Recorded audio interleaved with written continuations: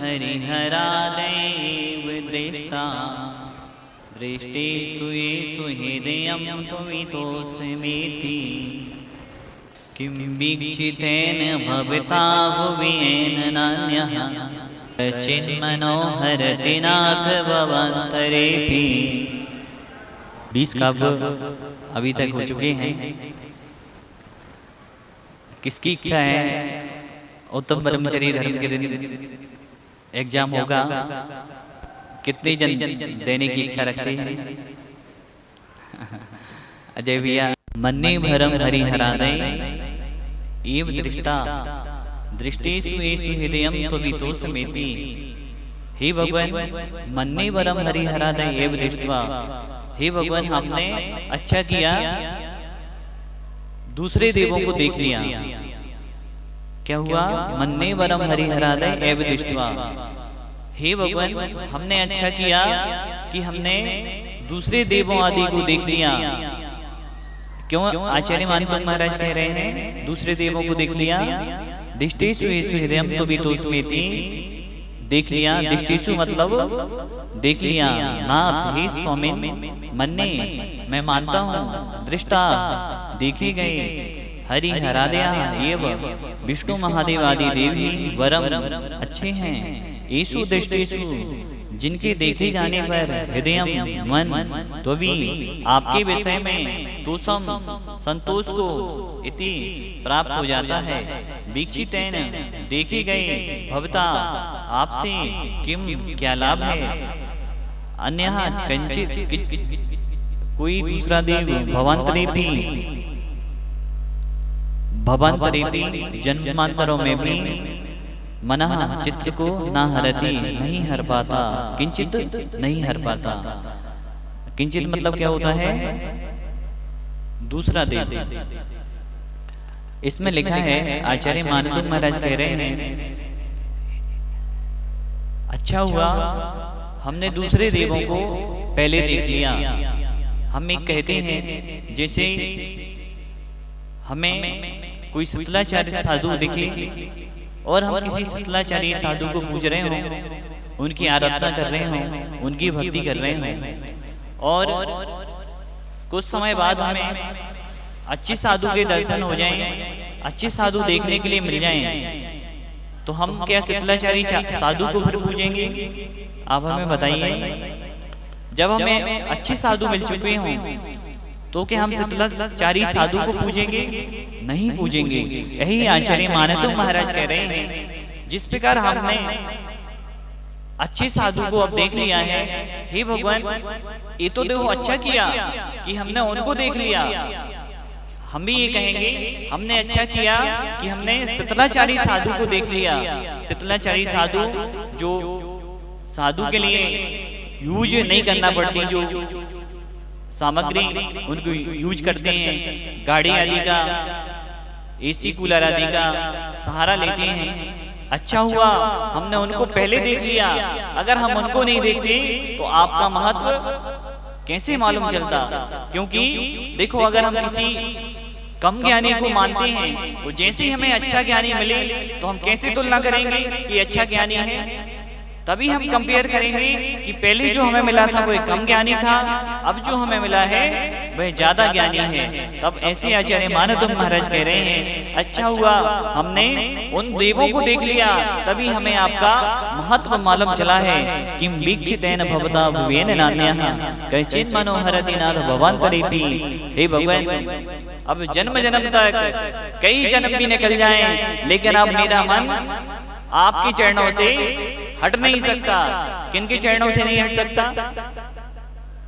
किनके चरणों से? वीतरागी देव के चरणों से हमारा मन हट नहीं सकता।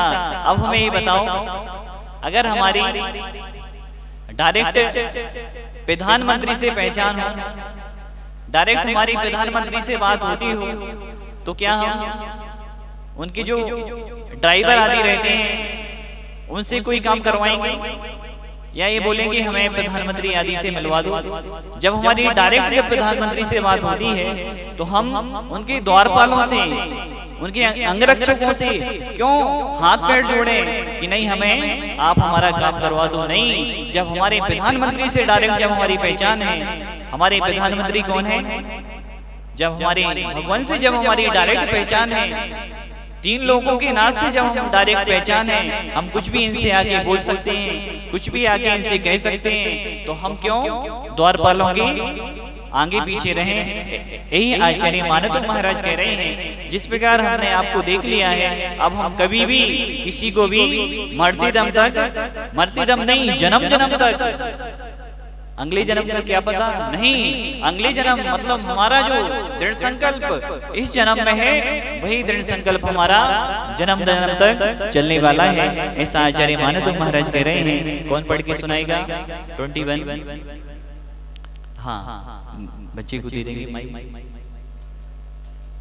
वरम हरिहराद एव दष्टा दृष्टे सुहेसुयम तैतोस्मेति किं वीक्षितेन भवता भुवयेन नान्या कश्चित् हरोकातिना है अंतरेपि।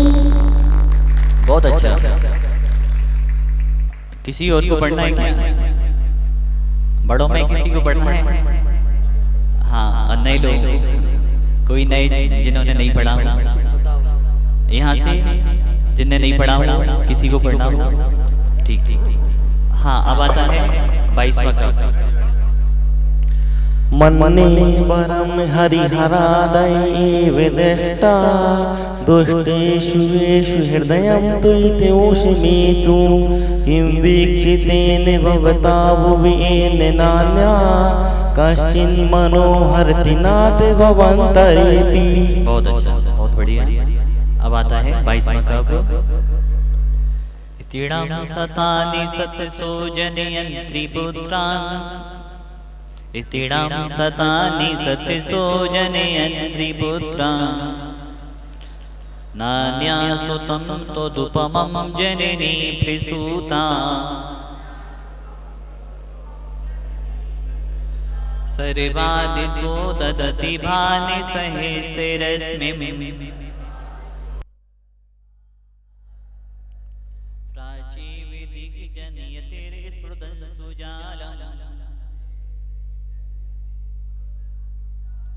हाँ, पूरा पढ़ेंगे एक बार।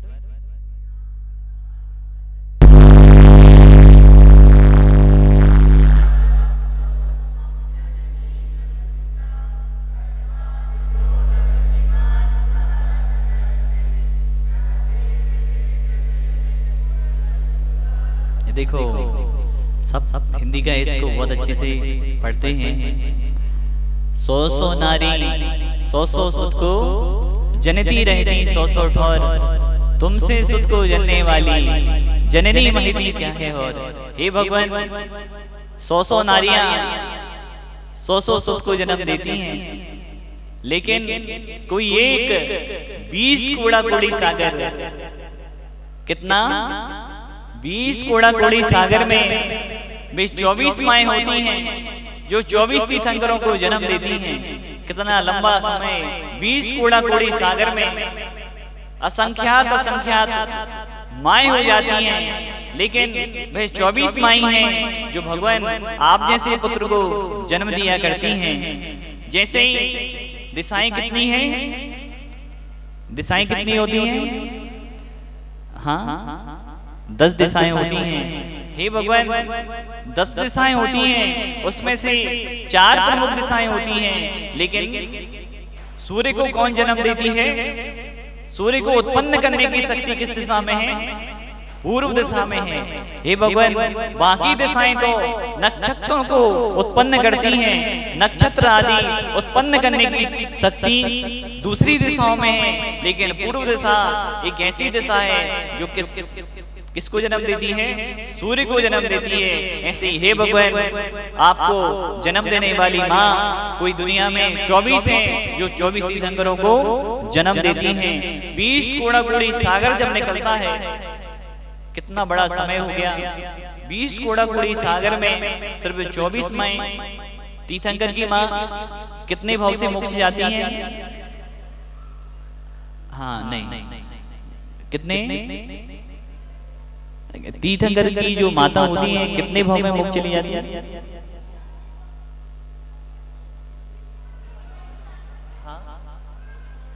हाँ, एक भाव उतारी, सही में।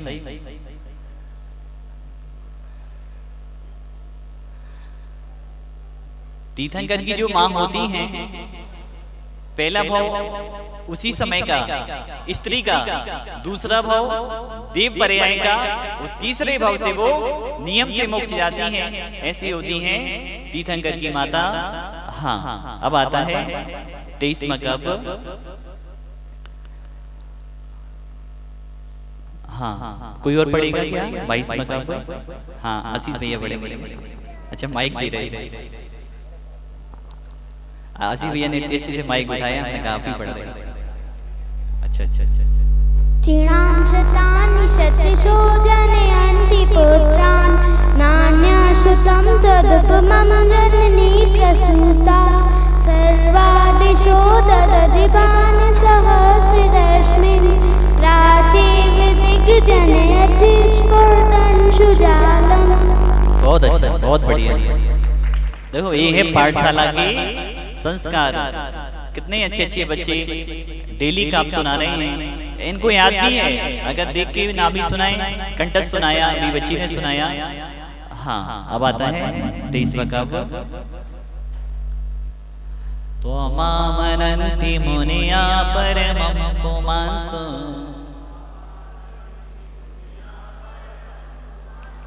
मादित्यवर्णममलं तमसः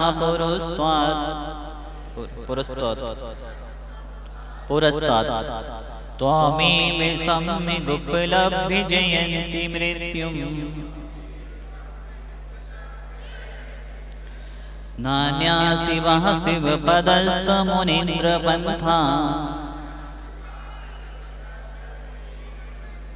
हाँ, पढ़ेंगे।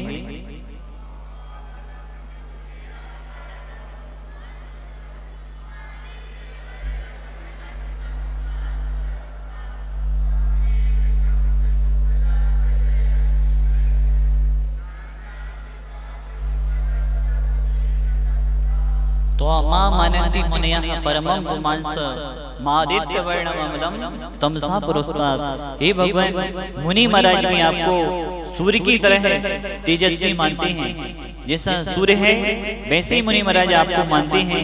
हे भगवान, आप निर्मल हैं, ममलम तमसा पुरस्तात्। हे भगवान, आप निर्मल हैं और क्या हैं? मोह से परे हैं। त्वमेव सम्यक् उपलब्ध जयन्ति मृत्युम नान्या शिवा पदस्थ मुनीन्द्र पंथा। हे भगवान, मोक्ष जाने के लिए क्या करना पड़ता है?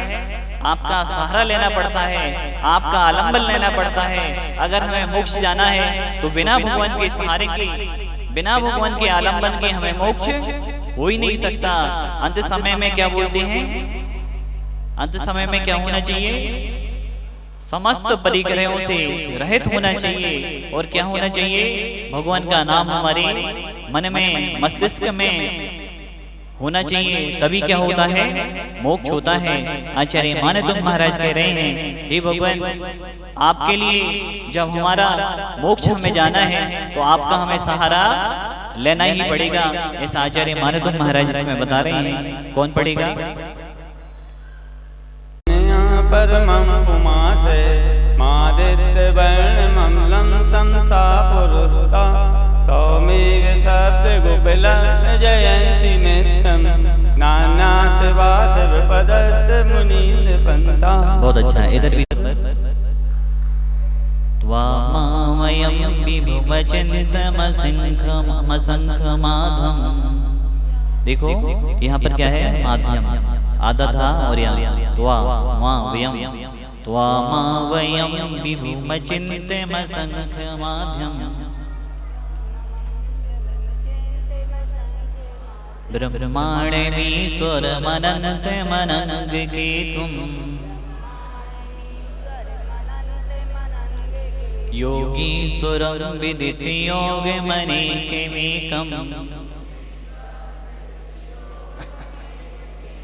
ज्ञानं स्वरूपममलं प्रवदन्ति सन्तः। हाँ पढ़ेंगे।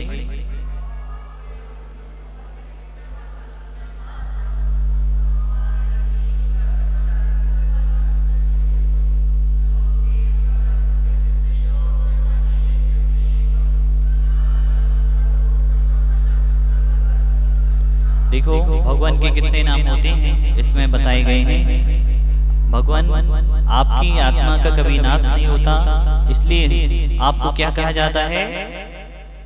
अव्यय, मतलब कभी भी व्यय नहीं होता, कभी भी भगवान आपकी आत्मा का नाश नहीं होता, इसलिए अव्यय कहते हैं। और इसके बाद क्या आता है? आपका ज्ञान तीनों लोकों में फैला हुआ है, इसलिए आपको क्या कहते हैं? विभु कहते हैं। आपका स्वरूप का कोई चिंतन नहीं कर सकता, इसलिए आपको क्या कहते हैं? अचिंत्य कहते हैं। आपके गुणों की संख्या नहीं है, इसलिए आपको क्या कहते हैं? असंख्य कहते हैं। आपके भगवान गुण कोई गणना नहीं कर सकता। आप युग के आदि में हुए हैं अथवा 24 तीर्थंकर में आदि है, इसलिए आपको क्या कहते हैं? आद्य कहते हैं। आप सब कर्मों से रहित हैं अथवा अनंत गुणों से बड़े हुए हैं, इसलिए आपको क्या कहते हैं? ब्रह्मा कहते हैं। आप कृत हैं, इसलिए आपको ईश्वर कहते हैं। आप सामान्य स्वरूप की अपेक्षा अंतर रहते हैं, इसलिए आपको क्या कहते हैं? अनंत कहते हैं। आप काम को नष्ट कर चुके हैं, इसलिए आपको अनंग केतु कहते हैं। आप योगियों मुनियों के स्वामी हैं, इसलिए आपको योगीश्वर कहते हैं। आप योग ध्यान वगैरह को जानने वाले हैं, इसलिए आपको विदित योग कहते हैं। आप पर्यायों की अपेक्षा अनेक रूप हैं, इसलिए आपको अनेक कहते हैं। आप सामान्य स्वरूप से एक हैं, इसलिए आपको एक कहते हैं। आप केवल ज्ञान स्वरूप हैं, इसलिए आपको ज्ञान स्वरूप कहते हैं। आप कर्मल से रहते हैं, इसलिए आपको अमल कहते हैं। कितने नाम हुए? सहस्त्र नाम किसने सुना है? एक शास्त्र है सहस्त्र नाम, इधर किसी ने पढ़ा है या सुना हो? सहस्त्र नाम में भगवान के 1000 नामों का बहुत अच्छे से वर्णन किया गया है। इसमें तो भक्तांबर में आचार्य मानतुंग महाराज ने 4 लाइनों में जो हो सकता था वह सब बताया है। अब आता है, कौन पढ़ेगा? 24 नंबर का। हाँ अजय भैया, पीछे कोई को पढ़ना है? कोई पढ़ेगा 24 नंबर का? हाँ डॉक्टर साहब। अच्छा ये डॉक्टर साहब भी पढ़ेंगे क्या? मैं तो भैया आप भी पढ़ेंगे। हाँ पढ़ेंगे।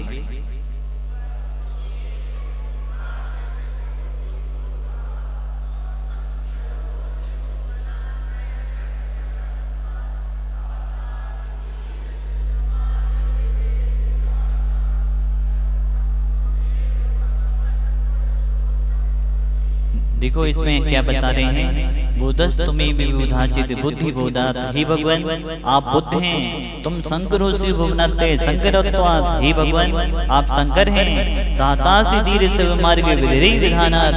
हे भगवान आप शिव हैं, व्यक्तम तुमेव भगवान पुरुषोत्तमोसि। इसमें हे भगवान आप बुद्ध हैं। बुद्ध मतलब क्या होता है? बुद्ध मतलब क्या होता है? हे भगवान आप केवल ज्ञानी हैं, इसलिए आपको बुद्ध कहा जाता है। आप केवल ज्ञानी हैं, इसलिए आपको बुद्ध कहते हैं। अब क्या होता है इसके बाद? शंकर। हे भगवान आप तीनों लोकों में सुख शांति की कामना करने वाले हैं। तीनों लोग आपसे सुख शांति लेते हैं, इसलिए भगवान आप शंकर हैं। इसके बाद कौन सा आता है? ब्रह्मा। हे भगवान आपने रत्नात्रय का उपदेश दिया, मोक्ष का उपदेश दिया, आपके द्वारा मोक्ष का रास्ता खोला गया। आपके द्वारा जितने प्राणी हैं वह मोक्ष जा रहे हैं, इसलिए आप क्या हैं? ब्रह्मा हैं। हे भगवान आपके ही द्वारा अगर आप रत्नात्रय का मार्ग नहीं खोलते, अगर आप मोक्ष नहीं जाते, देखो आदिनाथ भगवान 6 माह तक आहार के लिए निकल रहे। वो क्या संकेत देना चाहते थे? वो क्या संकेत देना चाहते थे?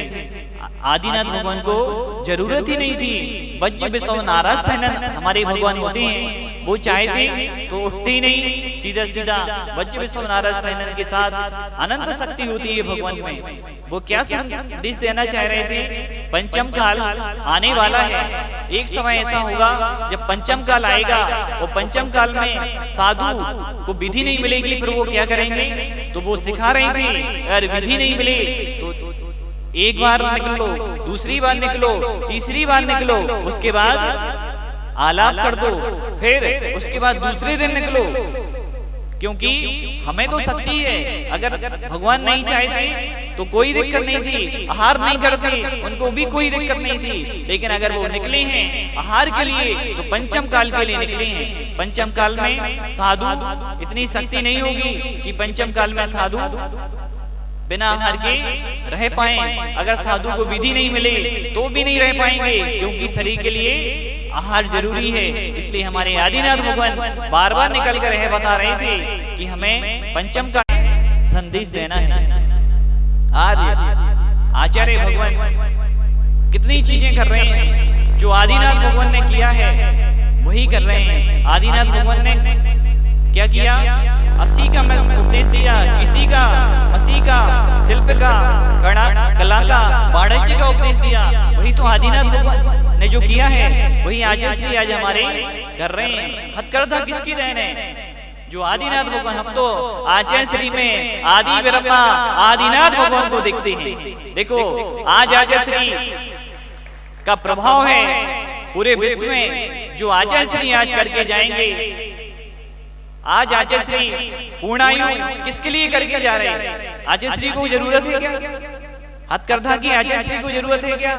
नहीं है। आचार्य श्री इसलिए कह के जा रहे हैं कि आज देखो मार्केट में कितने हिंसक वस्त्र आज बन रहे हैं, तो आचार्य श्री अहिंसक वस्त्र देकर जा रहे हैं। आचार्य श्री क्या देकर जा रहे हैं? अहिंसक देकर जा रहे हैं, वस्त्र नहीं दे रहे। आचार्य श्री किसका संदेश दे रहे हैं? अहिंसा का संदेश दे रहे हैं। आज देखो मेडिसिन में डॉक्टर साहब बैठे हुए हैं, सब लोग जानते हैं उसमें क्या क्या मिक्स होके आ रहे हैं, सब लोग हम सभी भी जानते हैं। लेकिन आचार्य श्री आज पूर्णायु देकर जा रहे हैं। धीरे धीरे पूर्णायु की बहुत सारी ब्रांचें भारत देश में खुलेंगी। हमारे ऊपर परम उपकार हैं आचार्य भगवान की, जो देखो उनको क्या जरूरत है आचार्य श्री को ये बताओ।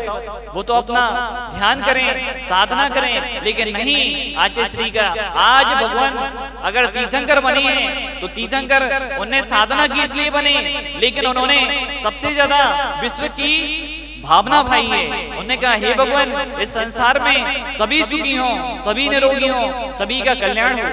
अगर किसी को महावीर भगवान का एग्जाम्पल देखने मिलता है, उनकी माँ ने एक पत्ता तोड़ दिया तो आदिनाथ महावीर भगवान रोने लगे।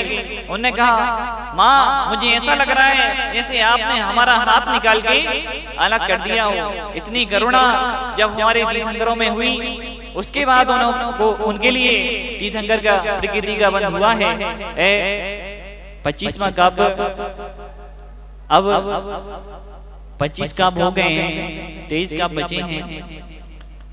अच्छा ये बताओ, फिर से पूछ रहे हैं, 2 जन यहाँ हैं, कितने जन पेपर देंगे? उस हिसाब से हम पेपर की तैयारी करें। पेपर बनेगा, जो भी देना चाहें, जरूरी ऐसा नहीं किसी को दबाव हो। यहाँ से 2 जन ने हाथ उठाया है। यहाँ से कौन है? हाँ, 1 2 3 4 5, हाँ ठीक, 5-7 जन यहाँ से देंगे पेपर। देखो फेल अगर कोई डरता है, अगर घुटनों के बल चलते चलते पैर खड़े हो जाते हैं, छोटे छोटे नियम एक दिन बहुत बड़े हो जाते हैं। चींटी बार बार चढ़ती है, गिरती है, फिर चढ़ती है, फिर गिरती है, फिर चढ़ती है, और एक दिन मंजिल पर पहुंच जाती है। देखो ये बताओ, क्या पहली बार में सब कुछ जीतने की क्षमताएं आज वर्तमान में है क्या? ये बताओ, भारत ने वर्ल्ड कप कितने बार खेला और कितने बार जीत के लाए? आज राजनीतिक क्षेत्र में भी देख लो, कितने बार चुनाव लड़ते हैं और कितनी ऊंचाई पे कितने बार जीतते हैं, कई बार हारते भी हैं। जिसने हारना सीख लिया है उसकी जीत एक दिन पक्की है, क्योंकि उसने हारना सीख लिया है। क्योंकि जीतने के लिए हारना भी पड़ता है और बार बार भी हारना पड़ता है। एक जन का हमने देखा है, IPS, IAS आदि आदि कितने बार, कोई कहता हम 1 नंबर से रह गए, कोई कहता है 2 नंबर से रह गए।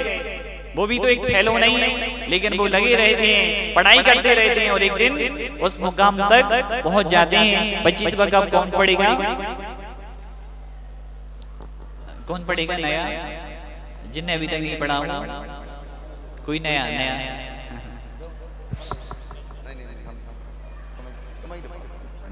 जबरदस्ती अपन किसी को नहीं करेंगे। जो पढ़ना चाह रहे हैं, जिनने नहीं पढ़ा हो अभी तक, यहाँ से हाँ देंगे, जूली भाभी को देंगे माइक, जल्दी से दे देंगे।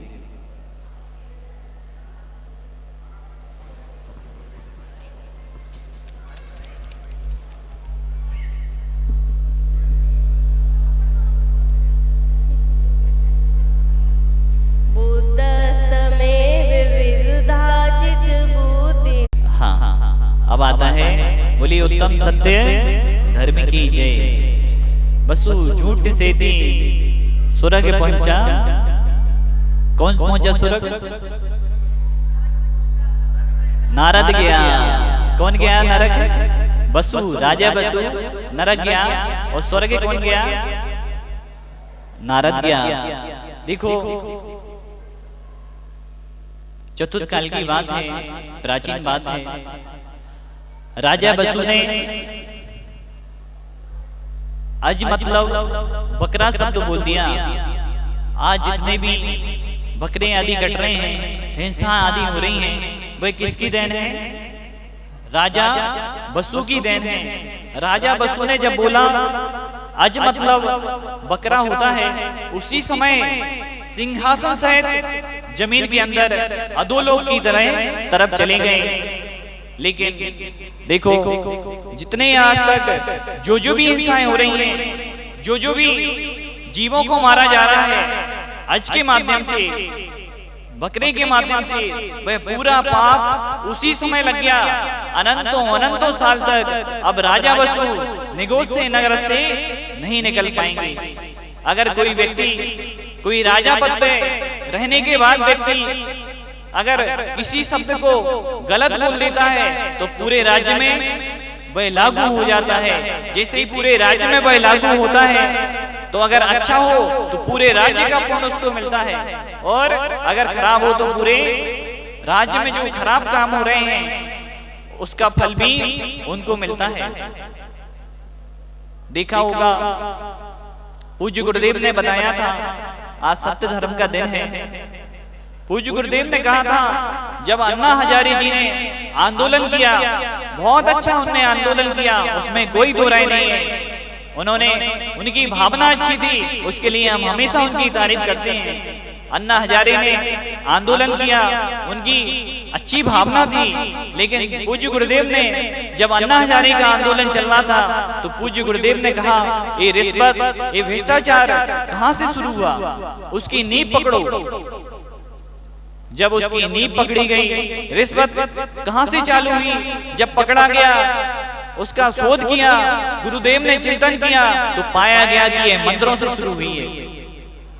रिश्वत आदि मंदिर से शुरू हुई। कैसे शुरू हुई? जब हमारे कोई काम नहीं बने तो हम भगवान के पास आए, तो भगवान से हमने तुरंत बोल दिया, भगवान हम आपको ये चढ़ाएंगे, हमारा ये काम हो जाए। भगवान हमारे बेटी की शादी हो जाए, हम 1 माह तक विधान करेंगे। भगवान हमारे बेटे की शादी हो जाए, हम शांति विधान करेंगे, और शांति विधान में इतना कुछ चढ़ाएंगे। जब पूज्य गुरुदेव ने शोध किया, उसके बाद जब मालूम चढ़ा, जो चीज मंदिर से शुरू हुई है वो कभी बंद होगी क्या? आप बताओ, जो चीज मंदिर से शुरू हुई है वो कभी बंद नहीं हो सकती। उसका क्या परिणाम हुआ? अन्ना जी हजारे ने बहुत अच्छा आंदोलन किया, लेकिन क्या भ्रष्टाचार बंद हो पाया? क्या रिश्वतखोरी बंद हो पाई? क्यों बंद नहीं हो पाई?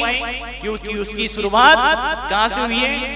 मंदिरों से हुई है। और जो जिस चीज की शुरुआत मंदिर से हुई है वो कभी बंद नहीं हो सकती। मित्रों, आज पंचम काल का प्रभाव है। कोई चीज अगर गलत शुरू होती है तो वह कभी बंद नहीं होती। आपने देखा होगा, ये चाय कहां से शुरू हुई मालूम? जो चाय आज पीते हैं कहां से शुरू हुई है?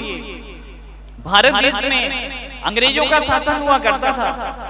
जब अंग्रेज शासन कर रहे थे, अंग्रेजों ने कहा भारत की इतनी पवित्र संस्कृति है, भारत को हम गुलाम कैसे बनाए रखें? तब उन्होंने क्या किया? चाय फ्री में देना शुरू किया। फ्री में ही नहीं, पहले अंग्रेज 5 पैसे दिया करते थे एक कप चाय का। जो भी एक कप चाय पीता था उसको अंग्रेज 5 पैसे दिया करते थे। क्या करते थे? लेते नहीं थे, क्या करते थे? 5 पैसे एक कप चाय के लिए देते थे। दो वो कैसे वे अपनी संस्कृति को नष्ट करना चाहा उन्होंने। कैसे कैसे हमारी भारतीय संस्कृति नष्ट हुई। एक कप जो गरीब तबके के लोग रहते थे, बेचारे मजदूर आदि लोग रहते थे, वो 5 पैसे के लालच में आकर चाय पी लिया करते थे। धीरे धीरे वह मिडिल क्लास की ओर चाय मुड़ गई, धीरे धीरे वह बड़े लोगों में भी चली गई। फिर अंग्रेजों ने क्या किया? 5 पैसे देना बंद कर दिया, उस चाय को फ्री कर दिया। ना तो पैसे देना है और ना पैसे हम देंगे। तब अंग्रेजों ने उस चाय को फ्री कर दिया। जब चाय को फ्री किया तो उसकी डिमांड और बढ़ी, धीरे धीरे और बढ़ती गई। 5 पैसे आपने देखा होगा, कोई पहले 1 केजी का अगर कोई सर्फ आदि ले ले, सर्फ 1 केजी आता था मान के चलो 60 रुपए में पहले, तो 60 रुपए तो कीमत वही है, लेकिन उन्होंने 900 ग्राम कर दिया। 60 रुपए वही है, फिर उन्होंने क्या कर दिया? 800 ग्राम कर दिया। रेट वही है, बस उसकी क्वांटिटी कम करते गए। वही अंग्रेजों ने किया। फिर अंग्रेज धीरे धीरे उन्होंने देख लिया कि ये लोग आदी होते जा रहे हैं चाय में। फिर उन्होंने क्या किया? 5 पैसे लेना चालू कर दिया। पहले क्या किया था? 5 पैसे देते थे, फिर फ्री कर दिया, फिर 5 पैसे लेने लगे। और आज तब से अंग्रेजों के समय से आज तक वह समय आ गया कि आज तो 10 रुपए में नहीं, 20 रुपए में नहीं, 50 रुपए में भी मिलेगी। तो सरदर्द खत्म ही करना है तो 10-50 रुपए में भी पिएंगे। क्योंकि क्या हो रहा है? सिर दर्द हो रहा है, सिर भारी हो रहा है। अंग्रेजों ने हमारी भारतीय संस्कृति को राम राज्य में दूध मलाई, कृष्ण राज्य में घी, और आज के हम सभी लोगों ने चाय फूक फूक के पी। राम राज्य में दूध मलाई हुआ करती थी, दूधों की नगरी, दूधों की गंगा बहा करती थी। आज क्या हो रहा है? कृष्ण राज्य में फिर घी आ गया, लेकिन आज क्या हो रहा है? जहां देखो चाय उपवास भी है तो चाय, एकासन भी है तो चाय, भोजन के बिना, पानी के बिना रह लेते हैं। लेकिन हमें बताओ, चाय के बिना रह पाते हैं क्या? बहुत कठिन है, बहुत मुश्किल है। अंग्रेजों ने ऐसा कुछ दिया है। आज कॉन्वेंट स्कूल, इसका इतिहास मालूम? कॉन्वेंट स्कूल का इतिहास मालूम है? विदेशों में क्या होता था? जो कपल होते थे भ्रष्ट हो जाते थे, ऐसी जो संतानें उत्पन्न होती थी उनके लिए कॉन्वेंट स्कूल खोले जाते थे। आज भारत देश में उन्हीं कॉन्वेंट स्कूलों को खोला गया। कॉन्वेंट स्कूल मतलब उसकी नींव देखो आप। कॉन्वेंट स्कूल विदेश में किसके लिए होते थे? जो बच्चे ऐसे रहते थे, जो कपल जो भ्रष्ट होके ऐसी संतानें उनसे उत्पन्न होती थी कि जिनके ना तो माता का मालूम है ना पिता का, वे कॉन्वेंट स्कूल में भर्ती कर दिए जाते थे। लेकिन आज कॉन्वेंट स्कूल भारत देश में इस तरह हावी है, हर कोई कॉन्वेंट स्कूल में पढ़ाना चाह रहा है। क्यों? क्योंकि उन्होंने इतना अच्छा स्टैंडर्ड कर दिया, फर्नीचर अच्छा है, उसमें टीचर अच्छे हैं, मैनेजमेंट बहुत अच्छा कर दिया है। पूज्य गुरुदेव ने जब कॉन्वेंट को बढ़ता हुआ देखा कि कॉन्वेंट को भारत देश की संस्कृति पे हावी हो रहा है, तब उन्होंने सुदर्शन महाराज जी ने आदेश दे दिया कमेटियों को, हमारा आशीर्वाद उन्हीं क्षेत्रों के ऊपर है जो क्षेत्र एक मंदिर के साथ साथ एक स्कूल या एक हॉस्पिटल बनाएंगे।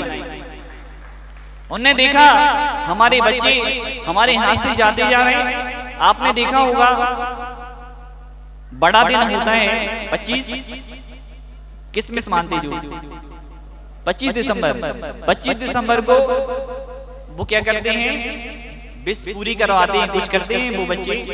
अपनी बहुत सारी जगह अपन ने भी देखा है।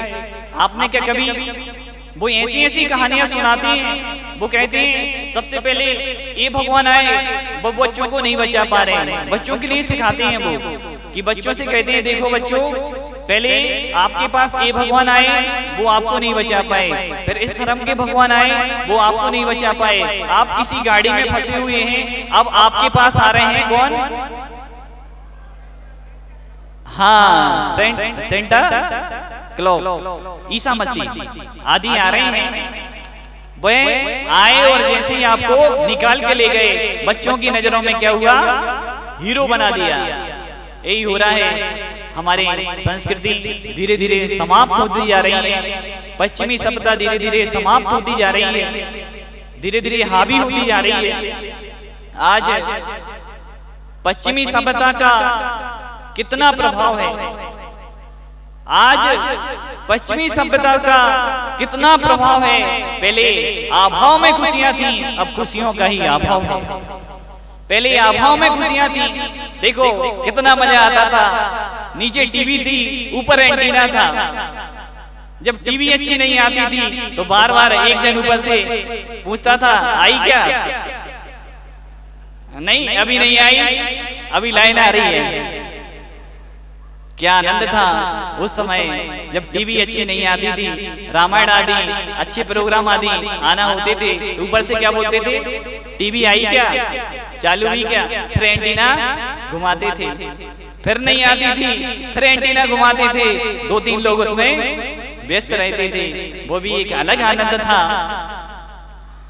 कितने लोगों ने यहाँ पर बैठे हो जिन्होंने ये सब किया हो। यहाँ पर देखो, ये बताओ आनंद आता था कि नहीं आता था?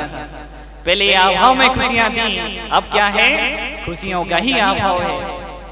पहले अभाव था हर चीज का, लेकिन खुशियां थी, अपनापन था। लेकिन अब क्या हुआ, खुशियां तो हैं, लेकिन क्या हो रहा है, हमारी भारतीय संस्कृति धीरे धीरे नष्ट हो रही है, अपनापन नष्ट हो रहा है। देखो मोबाइल ने क्या क्या छीन लिया। कैलकुलेटर छीन लिया, किसने? मोबाइल ने। घड़ी छीन ली, किसने? टॉर्च छीन ली, किसने? मोबाइल ने सुख छीन लिया, चैन छीन लिया, एक दूसरे से मिलना जुलना छीन लिया। अगर हम 5 लोग बैठे होंगे तो 5 लोग एक दूसरे से बात ही नहीं करेंगे, सिर्फ मोबाइल देखेंगे और एक दूसरे से मालूम ही नहीं होगा कौन आया है कौन गया है। मित्रों, मोबाइल ने आज हमें ये बताओ, महावीर भगवान, आदिनाथ भगवान ये सब चीजें जानते नहीं थे क्या? हमें ही बता दो, सब कुछ जानते थे, लेकिन उनको इसके दुष्परिणाम मालूम थे। इससे क्या होगा धीरे धीरे। आज देखो, पहले फटे पैंट पहनते थे तो शर्म लगती थी, थोड़ा सा थेगड़ा लगवा लेते थे, उसमें थोड़ा सा क्या कर लेते थे, सिलवा लेते थे कि अच्छा लगे, कम से कम फटा तो ना पहने। उस समय गरीबी थी, लेकिन आज अमीरी में क्या कर रहे हैं ये बताओ? आज अमीरी में होगी क्या कर रहे हैं? वही कितने कट लगे रहते हैं जीन्स के पैंट में। पहले तो मित्रों गरीबी में पहना करते थे, लेकिन गरीबी में फिर भी सलवा लिया करते थे। अब तो अमीरी में फटे फटे पहन रहे हैं। दुख दरिद्रता की कितनी बड़ी निशानी है। पहले कैसी कैसी आज संस्कृति होती जा रही है धीरे धीरे। आज पहले साइकिल चलाने में शर्म आती थी, अब हेल्थ के लिए साइकिल चलाते हैं। पहले साइकिल किसी के पास होती थी और किसी की गाड़ी देखते थे तो सोचते थे कब मेरे पास गाड़ी हो। गाड़ी देखते थे तो गाड़ी होती थी तो एक देखते थे कब मेरे पास कार हो। आज सब कुछ है लेकिन क्या नहीं है, हेल्थ अच्छी नहीं है। तो किस पे आ गए, फिर लौट के वापस साइकिल पे आ गए। देखो धीरे धीरे वह संस्कृति द्वारा लौटेगी। आज गांव खाली हो गए हैं। पूज्य गुरुदेव कहते हैं 30-40 साल में ऐसा समय आएगा शहर इतने प्रदूषित हो जाएंगे, इतना वातावरण गंदा हो जाएगा, धीरे धीरे लोग फिर से गांव में जाएंगे। आज यूएसए में, अमेरिका में क्या हुआ, कोरोना काल में अमेरिका ने देख लिया कहां के लोग सुरक्षित रहे, जो गांव में थे। कहां के लोग मंदिर जा पाए, जो कहां थे, गांव में थे। शहर के लोग तो मंदिर जा ही नहीं पाते थे। वहां से निकलो तो पुलिस क्या करती थी, डंडा लेके खड़ी रहती थी। क्या हम चोर थे, चोर थे क्या हम लोग जो पुलिस इतना मारती थी पीटती थी? नहीं थे। लेकिन देखो गांव के लोग, ना उनको किसी ने डांटा है ना मारा है। सबसे ज्यादा सुख गांव वालों को मिला, मंदिर गांव वालों को मिले, भक्ति गांव वालों को मिली। देखो आज धीरे धीरे पश्चिमी सभ्यता की ओर मुड़ रहे हैं। पश्चिम में देखो आज आदमी अपनी संस्कृति से इतना क्यों ऊब जाता है। आज का आदमी अपनी संस्कृति से इतना क्यों ऊब जाता है। पश्चिम की तरफ मत भागो, पश्चिम में जाकर तो सूरज भी डूब जाता है। पश्चिम भी जाकर तो सूरज को भी डूबना पड़ता है। आज हमारी संस्कृति जहाँ पर रामकृष्ण आदि महावीर आदि महापुरुष हुए हैं, आदिनाथ भगवान जैसे भगवान हुए हैं, इस संस्कृति को आज देखो। पहले क्या होता था, बड़े बड़े नेता आदि आते थे तो भारत देश में आकर एक एग्जाम्पल पढ़ा था, एक संस्मरण सुना था। कोई भारत देश से, विदेश से भारत देश में आए तो उन्होंने क्या हुआ, जूते शूज पहन के आए थे, वो शूज उतार लिए। क्यों उतार लिए? उन्होंने कहा भारत देश वाले भारत देश को क्या मानते हैं, माँ मानते हैं। और भारत देश वाले जब इस भारत देश को माँ मानते हैं तो मैं इस माँ के ऊपर जूते आदि नहीं रखूंगा। ऐसे भारत देश की संस्कृति हुई, हमारा भारत देश हुआ। आज उत्तम सत्य धर्म का दिन है, हमें अपनी संस्कृति को वापस लौटाना है। हमारे आचार्य गुरुदेव कितनी मेहनत कर रहे हैं भारत को भारत नाम करने की। देखो इंडिया नाम भारत का है। इंडिया राशि ठीक नहीं है, ना तो वास्तु के हिसाब से ठीक है, ना राशि के हिसाब से ठीक है। इंडिया जब तक नाम रहेगा तब तक हमारे भारत का उत्थान नहीं होगा, पतन ही पतन होगा। बोली देवाधिदेव कुंद कुंद भगवान की जय। आचार्य गुरुदेव विद्यासागर जी महाराज जी की जय हो। दरिया पक्ष मणि श्री सुधा सागर जी, समय सागर जी, समस्त मुनिराजों की जय हो।